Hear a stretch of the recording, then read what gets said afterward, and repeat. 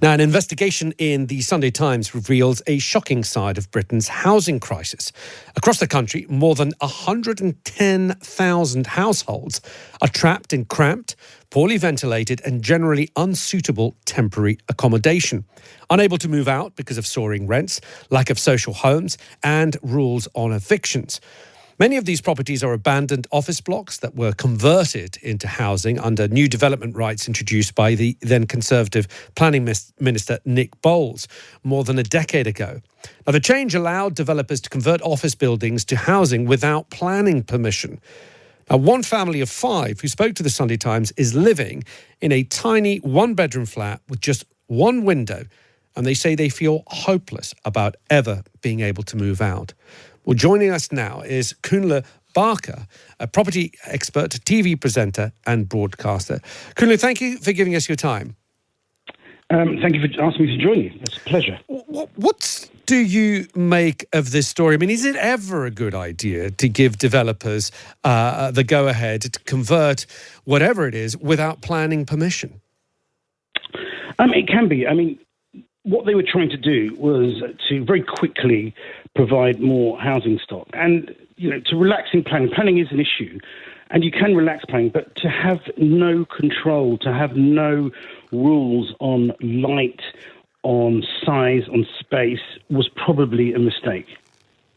What do you make of Labour's proposal of a planning passport? That's going to be speeding up the development of more apartment blocks instead of individual houses and bungalows.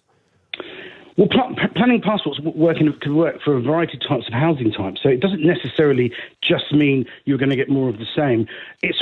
Planning is one of the key blockades to providing the housing that we need in the places that we need them and in the size that we need them. So planning passport is a very effective tool, but it's just one tool. I mean, this is a problem that has been in the making for generations, since 1980, since the Right to Buy Act, and not necessarily just because we sold off a load of houses. It was because at that point there was a shift in philosophy from government, and they effectively abdicated their responsibility to provide social and affordable homes. And the story in the Times today is a direct result of that change in philosophy that has been maintained by all the subsequent governments. It's not just a kind of an issue with Thatcherism. It has been something that all governments since then until now have kept doing, and hopefully the new government will make the right changes.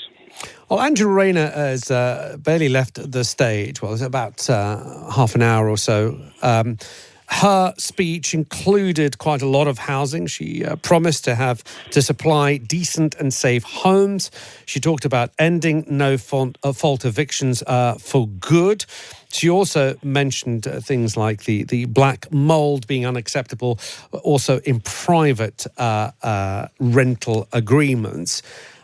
What's holding back the government and the authorities from making safe and accessible housing available to these 110,000 or so households that are trapped in the sort of catch-22 of terrible temporary accommodation?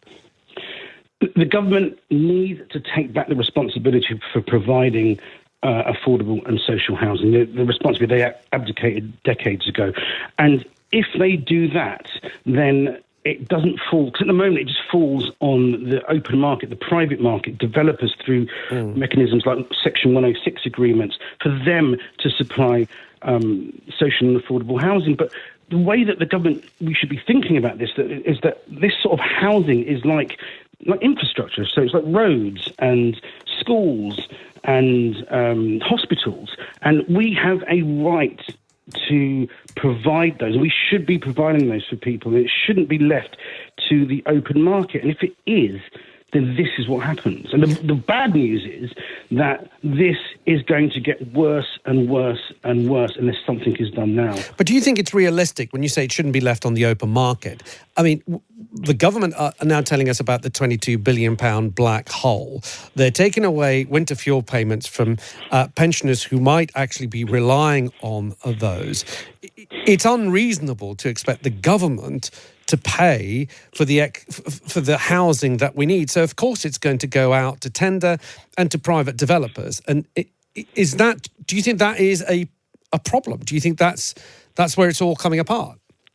So, I should be clear. When I say take responsibility, I don't necessarily mean that the government need to pay for housing, but they have to take responsibility to make it easier for developers to provide housing. So they need to reform planning. They need to look at land allocation and land pricing. That's the key thing that drives what we in the industry, what we call viabilities, and what makes it unviable for developers to build affordable housing. So there's lots of mechanisms and lots of levers the government can pull, but the first thing they need to do is take responsibility. And as I said, that doesn't necessarily mean pay for it all. But an interesting point there, just very quickly, an interesting point there is, some estimates from places like the Roundtree Association claim that, we spend up to £30 billion a year. It's costing the economy £30 billion a year for poor housing. So this is things to do with health, mental well-being, productivity, creativity, all of these things.